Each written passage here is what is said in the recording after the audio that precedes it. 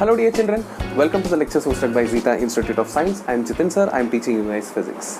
So my dear children, if you guys remember, हम लोगों ने डील किया था work power and energy chapter के साथ. ओके सो इसके पहले हम लोगों ने Newton's laws of motion complete किया था. उसके बाद हम लोग ने work power and energy complete किया. पता है ये दोनों चैप्टर्स का जो कॉम्बिनेशन है, एंट्रेंस लेवल पे ये दो अलग अलग चैप्टर्स होते हैं, Newton's laws of motion and work power and energy.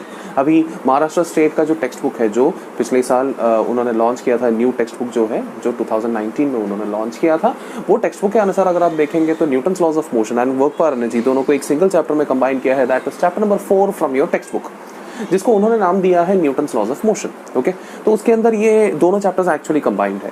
तो हम एक काम करेंगे, ये टेक्स्ट बुक के numericals one by one solve करने की कोशिश करेंगे. ओके, तो सॉल्व्ड एग्जांपल, टेक्स्ट बुक के अंदर दो तरीके के न्यूमेरिकल्स होते हैं. एक होता है सॉल्व्ड एग्जांपल्स, जो जिसका सॉल्यूशन ऑलरेडी टेक्स्ट बुक में दिया रहता है, जो चैप्टर के बीच पे रहते हैं.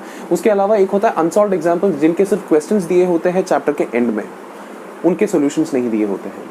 So if you guys have your textbook, please open your textbook page number 76 और precisely speaking 75 का सबसे नीचे वाले हिस्से पे राइट साइड वाले सेक्शन पे क्वेश्चन नंबर 3 स्टार्ट होता है. क्वेश्चन नंबर 3 पूरी तरह से सॉल्व्ड एग्जांपल्स का है, दैट इज न्यूमेरिकल का है. इस न्यूमेरिकल के अंदर फर्स्ट न्यूमेरिकल आप देख लीजिए. I will read the question for you guys. I have a copy of the question with me along with me right now. A truck of mass 5 ton is traveling on a horizontal road with 36 km per hour. Stops on traveling 1 kilometer after its engine fails suddenly. What fraction of its weight is the frictional force exerted on the road or by the road? If we assume that the story repeats for a car of mass 1 ton, can moving with same speed stops in same distance, how much will the fraction be? So my dear children, यहाँ पर इन्होंने सबसे पहले जो data दिया हुआ है, ये डेटा के बारे में हम लोग डिस्कस करते हैं. यहाँ पर डेटा जो इन्होंने दिया हुआ है, question like the question number 3 sub question 1, the data which they have given as initial velocity is given as 36 kilometre per hour. Now you guys are very well aware that this kilometre per hour is not an SI unit, so we'll have to convert. So we'll have to convert this into SI unit. So while converting, what can I do? I will just have to multiply this by 5 by 18. So I'll do some cancellations. यहाँ पर मुझे 2 मिलेगा, finally मुझे मिलेगा 10 metre पर second. ये मेरा velocity होगा. वेलोसिटी इन्होंने पूछा तो नहीं है, बट स्टिल हमें SI यूनिट में कन्वर्ट करना पड़ेगा. आगे बढ़ते हैं. इन्होंने आगे जो डेटा दिया हुआ है that is purely about distance. मतलब इन्होंने बोला है कि एक सर्टेन डिस्टेंस पे ये गाड़ी रुक जाती है. तो कितने डिस्टेंस पे रुक जाती है? 1 किलोमीटर करके बोला है. 1 किलोमीटर का मतलब होता है 1000 मीटर या फिर 10⁻³ मीटर. ओके, ठीक है, ये भी हम लोग ने लिख लिया है. बाद में रुक जाती है, मतलब फाइनल वेलोसिटी क्या हो जाएगा? 0. What they are asking is basically जो फ्रिक्शन एक्ट हो, मतलब गाड़ी जब जा रही है तो जो भी ऑपोजिशन फोर्स एक्ट हुआ होगा, ओके, तो उसी को वो लोग फ्रिक्शन बोल रहे हैं. So if this is the vehicle which is moving, okay, it's a huge vehicle which is moving, so it has made some displacement before stopping. So this is the displacement. Now before stopping, if it has made some displacement, सीधी सी बात है, ये friction इसको ना oppose कर रही होगी, definitely पीछे की तरफ ओपोज कर रही होगी. अब ये फ्रिक्शन का फ्रैक्शन उन्होंने पूछा है विथ रेस्पेक्ट टू वेट. सो उन्होंने जो पूछा है that is basically friction upon mg, ऐसे उन्होंने पूछा, या फिर fraction of, what they have asked, what fraction of its weight is the frictional force. मतलब वेट का कितना फ्रैक्शन होता है हमारा. yes, बेसिकली वेट के हिसाब से फ्रिक्शन का फ्रैक्शन कितना होता है ये पूछा है. सो F अपॉन mg उन्होंने पूछा है. चलो ठीक है भाई, अभी आगे सॉल्व करने की कोशिश करते हैं. अभी चलो हम लोग कैसे फाइंड करेंगे, 1 बाय 1 देखते हैं. अब सीधी सी बात है, ये गाड़ी क्या होती है? रुकती है. क्यों रुकती है? क्योंकि फ्रिक्शन ने उसका काम किया है, इसी वजह से वो रुकती है. So I can say that work done by friction is basically equal to the change in kinetic energy of the vehicle, है कि नहीं? Now work done by friction is frictional force multiplied by displacement with a negative sign, because friction is basically opposing the displacement. Okay,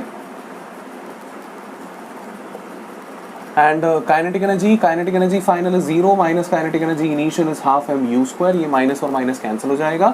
यहाँ पर F will be equal to half mu² upon s. अभी substitute करते हैं यहाँ पर, half multiplied by mass. ठीक है, 5 ton बोला है, बट अभी क्या उन्होंने, देखो क्वेश्चन के अंदर 2 सिचुएशंस दिए हैं. उन्होंने 5 टन वैल्यू के साथ भी पूछा है और 1 टन वैल्यू के साथ भी पूछा. तो हाल फिलहाल मैं सब्स्टिट्यूट नहीं करता हूँ, एक फॉर्मूला तैयार कर लेता हूँ, फिर उसके अंदर वैल्यूज डाल के देख लेता हूँ. अब m मल्टीप्लाइड बाई u का वैल्यू कितना है उन्होंने जो बताया है, दैट इज नथिंग बट 10. 10 का स्क्वायर हो जाएगा 100 upon s. The value of s is 1000, so I will do one thing, I will put 1000 over here, I will do some cancellations, I will be getting m upon 20. So the force is basically equal to mass upon 20. Okay? अब एक काम करता हूँ, मुझे wait से compare करना है, right? सो एक काम करता हूँ, ऊपर नीचे मैं g मल्टीप्लाई कर देता हूँ. सो ऊपर नीचे g मल्टीप्लाई कर दिया तो mg upon 20 into g. g is what? 10. So 20 into 10 is 200. This will be f is equal to mg upon 200. So f upon mg is equal to 1 by 200. So your answer basically is 1 by 200. अगर आप देखोगे यहाँ पर सी simple सा फंडा है, अगर आप देखोगे यहाँ पर ये जो 1/200 फैक्टर है ये मास के ऊपर डिपेंड नहीं करता. तो मास इसका कितना भी हो, कितना भी इसका मास हो, उसका वेट कितना होता है, mg ही होता है. So basically what they are asking, it is f upon w is what they are asking. So if you substitute mass 5 tonne then the weight becomes 5 into g. 5 ton multiplied by g. If you substitute the mass as 1 ton, the weight becomes 1 ton multiplied by g. So दोनों cases में पर इसका fraction जो है वो same to same ही रहेगा. Therefore 1/200 5 ton के लिए भी सेम ही रहेगा, 1 टन के लिए भी सेम ही रहेगा. विश्वास नहीं हो रहा है, I will give you a hint. ठीक है, इसको मैं ना दोनों सेपरेट फाइंड करने की कोशिश करता हूँ. 5 टन के लिए, 1 टन के लिए, ये बेसिक फ्रैक्शन मुझे मिल गया. ठीक है भाई. सो f अपॉन W1 सबसे पहले पूछा है. सो f अपॉन W1 के जगह पे f अपॉन m1g डाल देता हूँ. f अपॉन mg का जनरलाइज्ड एक्सप्रेशन क्या है भाई, इट इज 1/200. तो इसकी जगह पे 1/200 रहेगा तुम्हारा आंसर. f अपॉन W5 पूछा है तो उसके लिए आपको क्या डालना पड़ेगा, m5 multiplied by g. Generally उसका आंसर वापस mg का जनरलाइज्ड फॉर्मूला है 1/200. देयरफॉर वहां पर भी तुम्हारा आंसर क्या हो जाएगा, 1/200. तो बेसिकली तुम्हारा आंसर दोनों केस में मास का वैल्यू कितना भी हो, तुम्हारा आंसर क्या होगा, 1/200 ही होगा compulsory. Okay, so my dear children, please pause the video and make a note of it.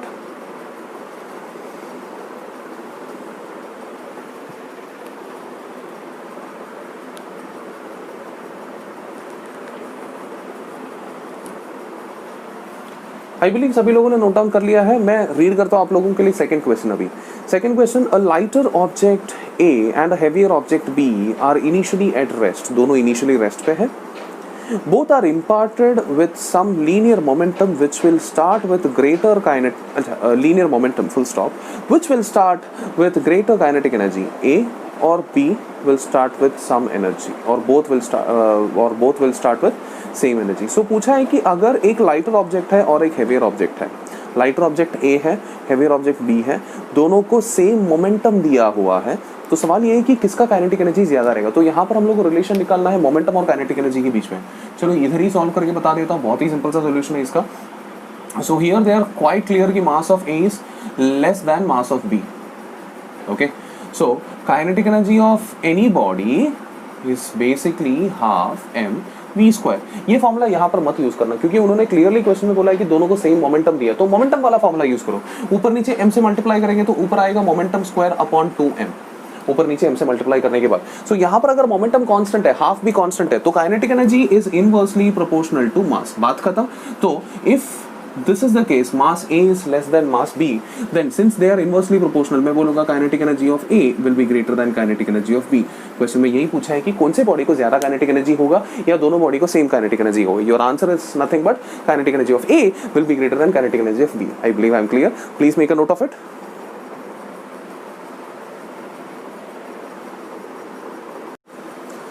So my dear children, read करते हैं next question. Third question.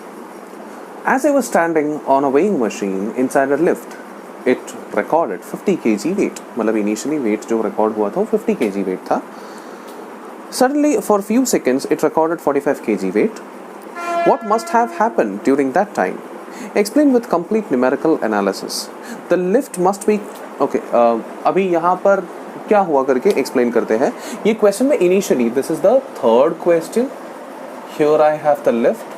So this is a person standing inside a lift. जब भी उसका weight experience initially, जब initially कुछ नहीं था तो उसका weight जो भी experience किया था उस टाइम पर that was mg. मतलब कुछ acceleration था नहीं, तो उस टाइम पर जो भी weight experience किया that was mg.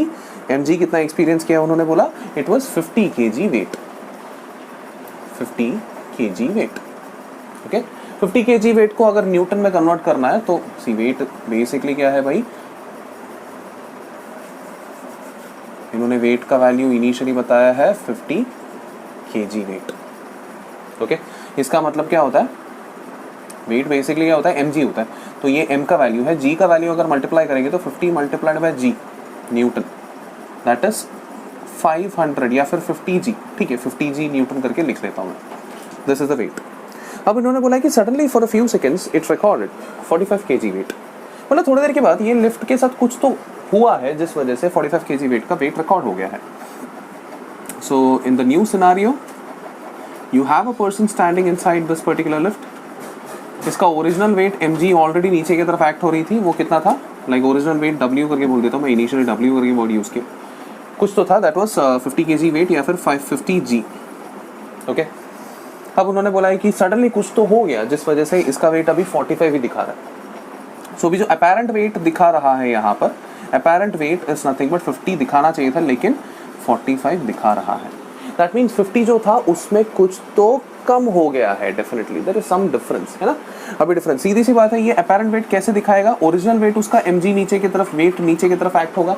Okay, and सीधी सी बात है ओरिजिनल वेट 50 है और अब दिखा रहा है 45, that means there is some weight which is acting upward. So यहां पर क्या हो गया, ओरिजिनल वेट ये रहा 50 नीचे की तरफ, अभी दिखा रहा है 45, मतलब देयर इज सम फोर्स जो ऊपर की तरफ एक्ट हुआ होगा, that force is nothing but pseudo force, जिसको हम लोग मास इनटू एक्सेलरेशन बोलते हैं। सो सीधी सी बात है, जो अपेरेंट वेट इन्होंने बोला है it is going to be w minus ma। मुझे कैसे पता चला w माइनस ma है, क्योंकि भाई अपेरेंट वेट 45g हो गया है ना, इनिशियली 50g था ना, वेट कम हो गया। कम कैसे होगा, जब मैं उसको सब्ट्रैक्ट करूंगा कुछ तो भी वैल्यू से, राइट। अब यहाँ पर ओरिजिनल मास, तो यहाँ से हम लोग को पता चल गया कि भाई ओरिजिनल मास का वैल्यू इज 50 kg। सो इसके जगह पे 50 डाल दूंगा। सो कैलकुलेशन कैसे जाएगा यहाँ पर, so 45g is equal to 50g minus 50a। So finally एक काम करता हूँ, यहाँ पर मैं a का वैल्यू कैलकुलेट कर लेता हूँ। 50a को इस तरफ लेके जाता हूँ, बाकी सबको उस तरफ लेके जाता हूँ। 50a is equal to 50g minus 45g, that will give you 5g। इन दोनों को डिवाइड करेंगे तो फाइनली मुझे मिलेगा a का वैल्यू g अपॉन, ये 5 और 5 कैंसिल हो जाएगा, 10 बचेगा, g अपॉन 10। सो a का वैल्यू हो जाएगा g अपॉन 10 मीटर पर सेकेंड स्क्वायर। सो सीधी सी बात है, यहाँ पर स्यूडो फोर्स ऊपर की तरफ एक्ट हुआ एंड उसमें से a का वैल्यू ये था। एंड स्यूडो फोर्स अगर ऊपर की तरफ एक्ट हो रही है मतलब लिफ्ट जो होती है वो नीचे की तरफ एक्सेलरेट किया होगा विद पर्टिकुलर वैल्यू v। सो जो हम लोग आंसर निकालते हैं, इन्होंने आंसर दिया, आंसर में से क्वेश्चन फाइंड करने को बोला है। सो दैट मीन्स यहाँ पर इनिशियली वेट जब 50 kg वेट दिया, उसमें से मैं समझ गया कि ओरिजिनल मास 50 kg है और original wait 50 multiplied by g है। उसके बाद बोला है कि अभी उसका नया वेट जो है 45 है, अपेरेंट वेट 45 है। अब ओरिजिनल वेट से कम है अपेरेंट वेट, मतलब ओरिजिनल वेट के ऑपोजिट डायरेक्शन में फोर्स अप्लाई हुआ होगा, इसी वजह से w माइनस ma करके लिखूंगा मैं। सो अपेरेंट वेट 45 उन्होंने दिया है, original wait 50 minus ma। Solve करेंगे तो मुझे a का वैल्यू मिलेगा g/10। अब फोर्स ऊपर की तरफ एक्ट हो रही है तो सीधी सी बात है यार, ये जो फोर्स है ये एक्चुअली स्यूडो फोर्स है जो मैन के ऊपर एक्ट हो रही है। स्यूडो फोर्स ऊपर की तरफ एक्ट तब होती है जब लिफ्ट नीचे की तरफ जा रही है। So conclusion is this weight might have change because the lift might have accelerated downward with the value of g/10, जैसे कि आप देख रहे हो यहाँ पर। Okay, so I believe this is clear. Please pause the video and make a note of it. So I believe my dear children आप लोग ने लिख लिया होगा। Proceeding towards the next question. Question number 4. Figure below shows a block of mass 35 kg resting on a table. The table is so rough that it offers a self-adjusting force of resistive force of 10% of the weight of the block for its sliding motion along the table. मतलब एक जब वो table के ऊपर block slide होती है तो एक रेजिस्टिव फोर्स एक्सपीरियंस होती है। A 20 kg weight load is attached to the block and is passed over a pulley to hang freely on the left side. On the right side, there is a 2 kg weight pan attached to the block and hung freely. Weights of 1 kg weight each can be added to the pan. Minimum how many and maximum how many such weights can be added into the pan so that the block does not slide along the table. मतलब block जो है वो slide नहीं होनी चाहिए। चलो एक काम करते हैं, जो इन्होंने बताया है यहाँ पर बनाने की कोशिश करते हैं। This is question number 4। ये रहा हमारा टेबल, ये टेबल के ऊपर ये रहा एक ब्लॉक, ये ब्लॉक में से पुली के सपोर्ट से एक स्ट्रिंग जा रही है, नीचे की तरफ एक वेट अटैच किया गया है, यहाँ पर 20 kg का वेट है बोल रहा है, यहाँ पर 20 kg है मतलब उसका मास 20 kg होगा, तो वेट क्या नीचे की तरफ एक्ट होता है, मास इंटू जी। सो नीचे की तरफ जो वेट एक्ट हो रही है it is basically 20g। G is not gram in this case, G is acceleration due to gravity. 20 multiplied by G नीचे की तरफ एक्ट हो रही है। ओके, अब उसके अलावा यहाँ पर एक और पुली अटैच किया है उन्होंने, और ये पुली से एक पैन रखा गया है। ये पैन का खुद का वेट है भाई, कितना है इसका वेट, 2 kg वेट, 2 kg का पैन है यहाँ पर, मतलब इसका खुद का लाइक वेट नीचे की तरफ एक्ट होगा 2 multiplied by g, acceleration due to gravity g, 2g नीचे की तरफ एक्ट होगा। ओके, अब सीधी सी बात है, ये ब्लॉक को हम मतलब यहाँ पर कंडीशन ये है कि ये स्लाइड नहीं होना चाहिए। इनिशियली स्लाइड हो रही है कि नहीं हो रही है वो देख लेते पहले इनिशियली। अब यहाँ पर इसके अलावा क्या क्या एक्ट हो रहा है, मतलब यहाँ से एक स्ट्रिंग कनेक्टेड है, यहाँ से एक स्ट्रिंग कनेक्टेड है, तो यहाँ पर टेंशन T1 ये स्ट्रिंग का एक्ट हो रहा है। ये टेंशन T1 किसने दिया है, ये 20g की वजह से जो भी टेंशन रहेगा वो यहाँ पर एक्ट होगा। यहाँ पर जो भी फोर्स रखेंगे, मतलब यहाँ पर कुछ तो भी मास रखना है अपने को, अभी तक रखा नहीं है, यहाँ से टेंशन 2 एक्ट होगा, जो टेंशन 2 यहाँ पर एक्ट होगा। उसके अलावा यहाँ पर अभी अब सीधी सी बात है, दिख रहा है कि इसका वेट ज़्यादा है, इसका वेट कम है, तो सीधी सी बात है ब्लॉक को टेंडेंसी होगा उस तरफ जाने का, एंड उस तरफ जाने का जब टेंडेंसी होगा, यहाँ पर उन्होंने एक रेजिस्टिव ऑपोजिशन फोर्स बोला है जो एक्ट होगा उसके ऊपर, वो कितना है, वो उसको बोलते हैं फ्रिक्शन। अभी फ्रिक्शन का डायरेक्शन हमेशा ऑपोजिट होता है, सो दैट मीन्स फ्रिक्शन जो है वो ये है, मतलब मैं उसको F करके बुला देता हूँ, F मतलब फ्रिक्शन। अब ये फ्रिक्शन कितना है बोला इन्होंने, 10% of weight of the block. अब ब्लॉक का वेट कितना है, 35 kg। सो ब्लॉक का वेट अगर 35 kg है तो ये फ्रिक्शन होगा 10% ऑफ वेट, वेट मतलब mg होता है। सो यहाँ पर मैं साइड में लिख लेता हूँ, F is equal to 10% of 35, weight मतलब कितना, 35 multiplied by g, mass is 35, g is acceleration due to gravity, ये होगा 10% ऑफ 35g, मतलब फ्रिक्शन का वैल्यू कितना होगा, 10/100 मल्टीप्लाइड बाय 35g। इसको अगर ये कैलकुलेट करेंगे तो हमें मिलेगा 3.5g। ठीक है, 3.5g करके रख लेता हूँ, g is multiplied by g, not unit, it is not the unit basically. Okay, इतने सारे फोर्सेस एक्ट हो रही है। अब लॉजिकली सोचो, राइट हैंड साइड की तरफ क्या एक्ट हो रही है, F एक्ट हो रही है जो कि 3.5g है, और T2 एक्ट हो रही है, T2 कितना है भाई, 2g है ना। T2 ये नीचे जितना भी जा रहा है उतना ही T2 एक्ट होगा, तो 2g प्लस 3.5g कुल मिलाकर 5.5g एक्ट हो रही है राइट हैंड साइड की तरफ। लेफ्ट हैंड साइड की तरफ कितना एक्ट हो रहा है, 20g। तो दैट मीन्स ये स्लाइड होने की कोशिश कर रही है इनिशियली। अगर मैंने यहाँ पर कुछ भी मास नहीं डाला तो डेफिनेटली स्लाइड होगी। ओके, सो मैं बोलूंगा सिंस T1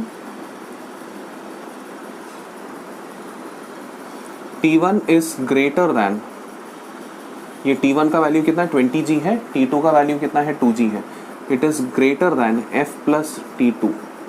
ओके, अगर मैंने कुछ मास कनेक्ट नहीं किया तो। Okay, without mass added to pan में मास अगर मैंने ऐड नहीं किया तो T1 जो है ना greater than F plus T2 है, क्योंकि F का वैल्यू है 3.5, T2 का वैल्यू है 2, कुल मिलाकर 5.5 होता है, which is less then T1 का वैल्यू होता है 20g, तो ये लेस है। दैट मीन्स हमें अगर रोकना है, किसको रोकना है, ये स्लाइडिंग अगर रोकना है, उन्होंने क्वेश्चन में क्लियरली बोला है how much is the minimum and maximum number of weights required to put over here in order to block the क्या बोलते हैं उसको, मूवमेंट। ये मूवमेंट को ब्लॉक करना है, तो मूवमेंट को ब्लॉक करने के लिए क्या डालना पड़ेगा, यहाँ पर कुछ ना कुछ तो मास डालना पड़ेगा। ये मास अगर यहाँ पर डालेंगे तो इस तरफ उसका भी वेट mg एक्ट हो जाएगा, जितना भी मास डालेंगे उतना वेट यहाँ पर एक्ट होगा। अब ये वेट कितना, मैं चाहता हूँ कि ये जो है मूव नहीं होना चाहिए, I hope you are understanding. मैं चाहता हूँ कि ये मूव नहीं होना चाहिए, मतलब ये T1 जो है ना इससे बड़ा नहीं होना चाहिए। ओके, फ्रिक्शन का वैल्यू अगर आप ऑब्जर्व करोगे, उन्होंने क्वेश्चन में क्लियरली बोला है कि फ्रिक्शन इज मैक्सिमम 10%, मतलब फ्रिक्शन कम हो सकता है, फ्रिक्शन उसके ऊपर बड़ा नहीं हो सकता बट फ्रिक्शन कम हो सकता है। मतलब मैं इतना चाहता हूं कि जो फ्रिक्शन, ये जो वैल्यू है, ये वैल्यू को थोड़ा ऊपर लेके आए और इसके साथ थोड़ा सा मैच करवाए।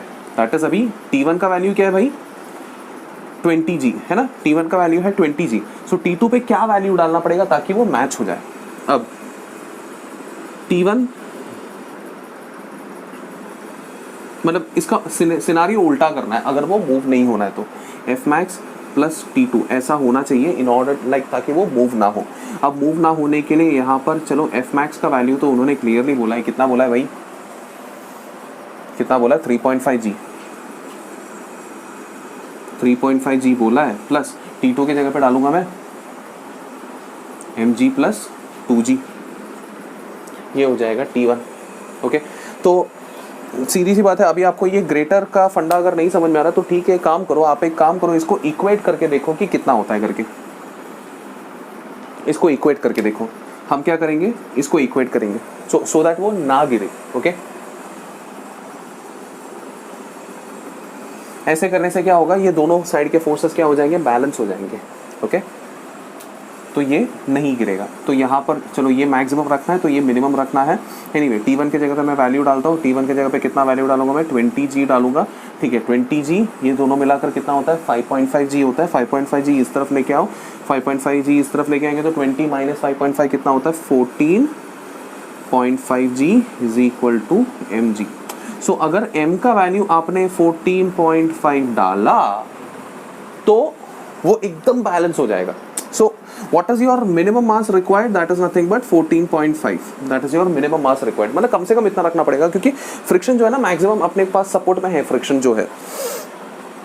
अब प्रॉब्लम क्या पता है, क्वेश्चन में क्लियरली बोला है कि क्वेश्चन में जो भी मासेस इधर ऐड करना है ना 1 kg के मासेस है, मतलब 14 kg तो वो लोग ऐड करेंगे बट 0.5 kg ऐड नहीं कर पाएंगे। सो जस्ट इमेजिन करो अगर 0.5 आपने ऐड नहीं किया तो क्या होगा, ये साइड क्या होगा, फीका पड़ जाएगा। इवन तो फ्रिक्शन अपने मैक्सिमम पे है बट फिर भी ये फीका पड़ जाएगा, जिस वजह से पूरा का पूरा स्लाइड हो जाएगा।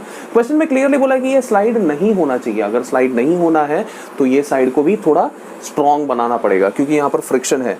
तो ये साइड को स्ट्रॉन्ग बनाना होगा तो 14 से काम चलेगा क्या, नहीं चलेगा। फिर अगला ऑप्शन क्या है अपने पास, सिर्फ और सिर्फ 15 है। तो मैं बोलूंगा since 14.5 is not a multiple of 1, we have to add, question में क्लियरली बोला ना 1 kg का मल्टीपल है करके, at least 15 kg to avoid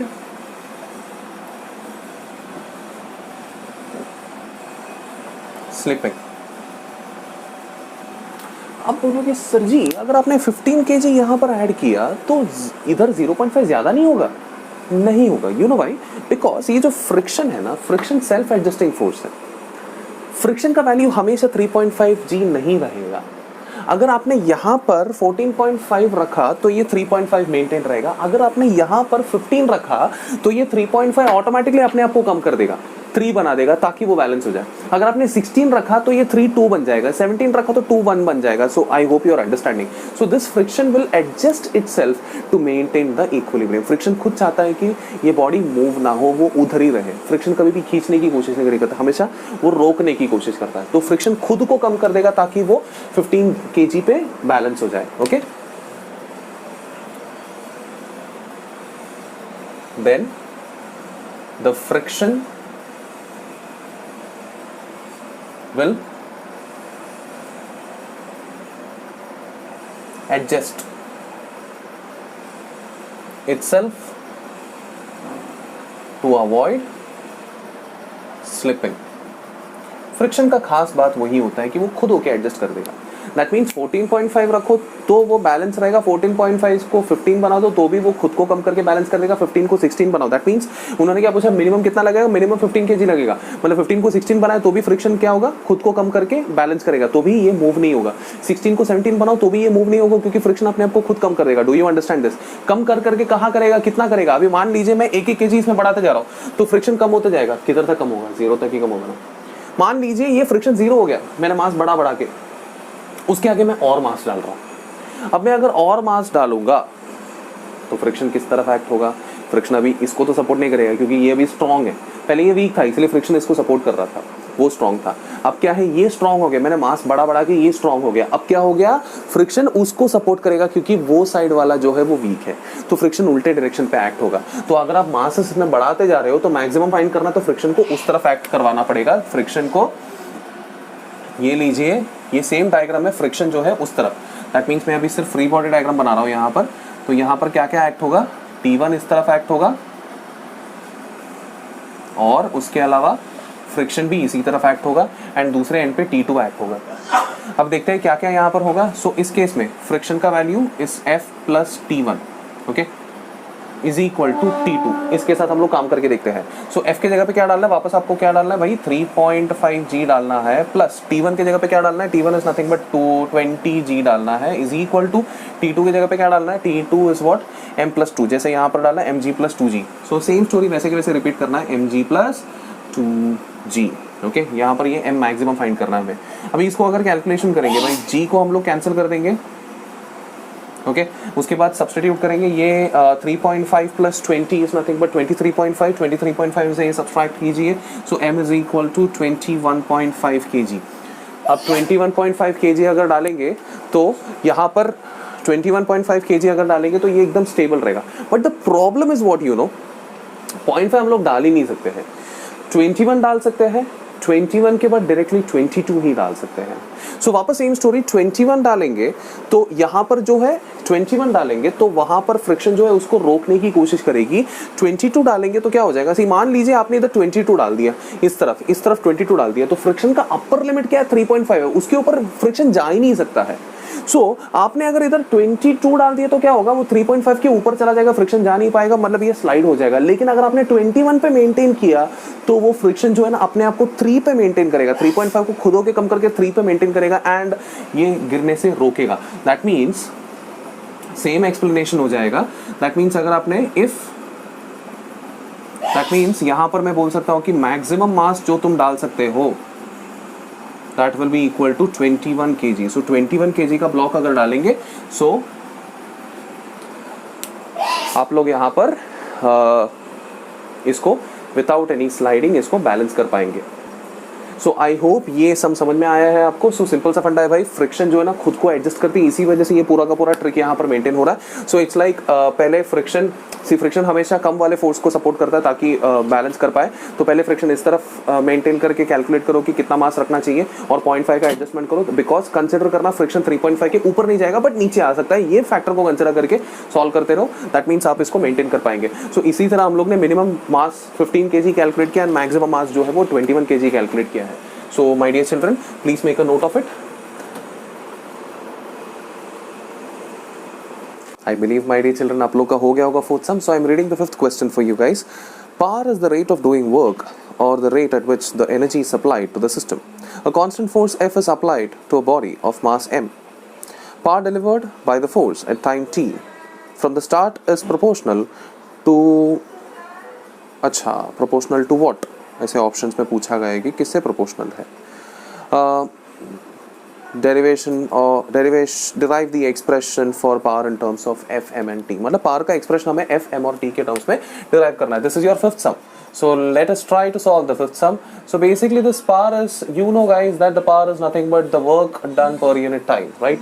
And this work is basically force into displacement. So I can say this thing is force multiplied by displacement. Let me call the displacement as dx upon time. नीचे की तरफ तो dt है ही वैसे भी। अब यहाँ पर मैं एक काम करता हूँ, force multiplied bye dx upon dt को मैं लिख सकता हूँ velocity, it is force into velocity.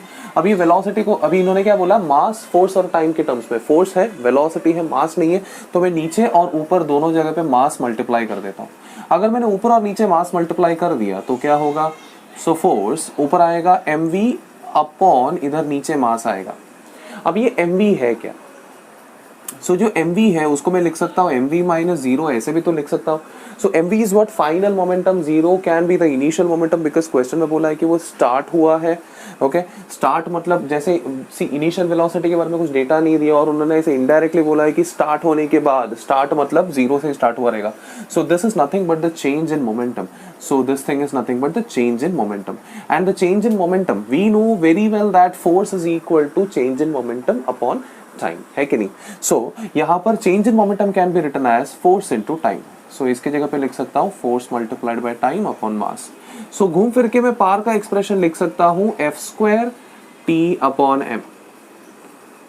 ये होगा आपका एक्सप्रेशन। एंड ऑप्शंस में उन्होंने पूछा है कि वो टाइम के साथ क्या डिपेंडेंसी है। फोर्स कांस्टेंट है करके क्वेश्चन में क्लियरली बोला है, मास भी कांस्टेंट है करके। सी क्वेश्चन में मास के चेंज के बारे में कुछ बोला नहीं, so we don't have to consider that the mass is changing, we can consider that the mass is constant, that means power is directly proportional to time. This will be the solution for the fifth problem. I believe I am clear, please make a note on it.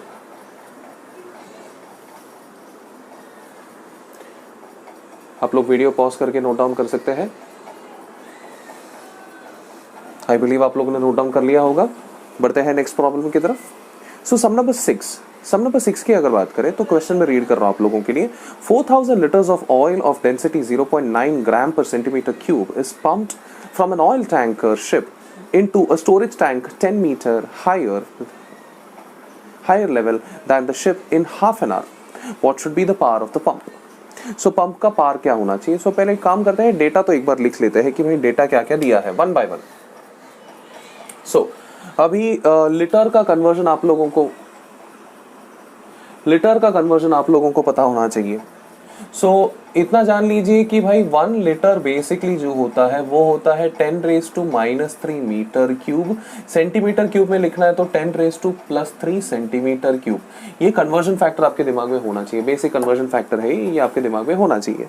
Okay, सो हम लोग SI unit में convert करते हैं। जो volume उन्होंने बोला है that is 4 के आगे कितने जीरोस है भाई, 4 जीरोस है। सो 4 मल्टीप्लाइड बाय 10⁻⁴, ये लीटर है। लीटर को मैं मीटर क्यूब में अगर कन्वर्ट कर रहा हूं तो I will rewrite this term as 10⁻³ metre cube. ये हो गया हमारा वॉल्यूम। उसके आगे क्या दिया भाई, डेंसिटी दिया हुआ है। डेंसिटी इज गिवन एज 0.9 ग्राम पर सेंटीमीटर क्यूब दिया है। उसको कन्वर्ट करना मीटर पर अपना केजी पर मीटर क्यूब में। So the conversion factor is again 10⁻³ KG पर मीटर क्यूब।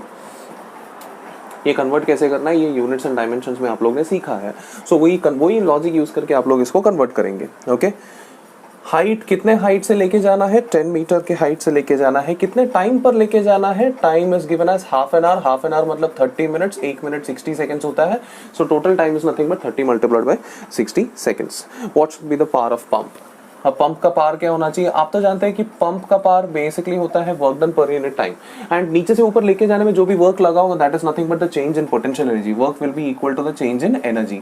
एंड कितना एनर्जी चेंज हुआ, नीचे मान लीजिए पोटेंशियल एनर्जी 0 है, ऊपर जाते हो पोटेंशियल एनर्जी हो जाएगा mgh। So change in energy will be nothing but mgh/T। So this is your formula. Substitute कर दीजिए। मास की जगह पे मैं लिख सकता हूँ, सी मास तो इन्होंने कहीं पर भी दिया नहीं है, बट हम तो जानते हैं कि भाई ये जो डेंसिटी है, density is mass upon volume, जिसमें से हम लोग निकाल सकते हैं mass is equal to density multiplied by volume. So डाल दीजिए मास की जगह पे density multiplied by volume multiplied by g/T। काम खत्म। अभी सॉल्विंग तो बहुत ही इजी है। डेंसिटी की जगह पे सारे वैल्यूज है हमारे पास सॉरी, डेंसिटी की जगह पे ये वैल्यू डाल दीजिए। 0.9 × 10⁻³ को मैं काम कर सकता हूँ 9 × 10⁻² करके डाल सकता हूँ for the sake of simplicity। Volume की जगह पे 4 × 10⁻⁴ × 10⁻³ घूम फिर के मैं लिख सकता हूँ 40 मल्टीप्लाइड बाय जी का वैल्यू तो आप जानते हो 9.8 होता है, जिसको राउंड ऑफ करके हम लोग 10 कंसीडर कर सकते हैं। एच की जगह पे उन्होंने डायरेक्टली दिया है 10। टाइम की जगह पे 30 मल्टीप्लाइड बाय 60। एक ही करके तोड़ते हैं, 2 जीरोस को तो यहां से ही निकाल देंगे। 3 को इसके 9 के साथ कैंसिल कर देंगे तो ऊपर 3 बचेगा। वो 3 ये 6 के साथ कैंसिल कर देंगे तो नीचे सी बेसिकली इधर ऊपर 3 बचेगा। ये 3 6 के साथ कैंसिल कर दीजिए, नीचे 2 बचेगा। ये 2 40 के साथ कैंसिल कर दीजिए, ऊपर 20 बचेगा। 20 × 10⁻² is nothing but 2000 watt. This is your answer. इसको अगर किलोवाट में लिखना होगा तो हम लिख सकते हैं 2 kilowatt. This will be your answer. So my dear children, I request you guys to please pause the video and make a note of it.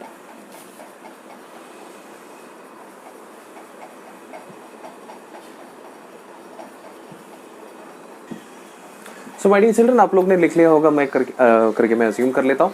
So dear children, इस वीडियो में हम लोग ने सीखा सम नंबर 1 से लेकर सम नंबर 6 तक के सॉल्यूशंस कैसे हम लोग सॉल्व किए जा सकते हैं। सो यहाँ पर मैं सिर्फ अनसॉल्व्ड एग्जांपल्स की तरफ ही फोकस कर रहा हूँ, जिसमें से 1 to 6 हमारा हो चुका है। मैं काम करता हूँ पार्ट 1 के लिए इतना ही काफ़ी हो जाएगा। उसके आगे के प्रॉब्लम्स मैं पार्ट 2 में सॉल्व करूंगा। सो अभी के लिए इतना ही काफ़ी हो जाएगा my dear children. So see you guys next time. Till then take care. This is Jitin sir teaching for Zeta Institute of Science. Bye bye.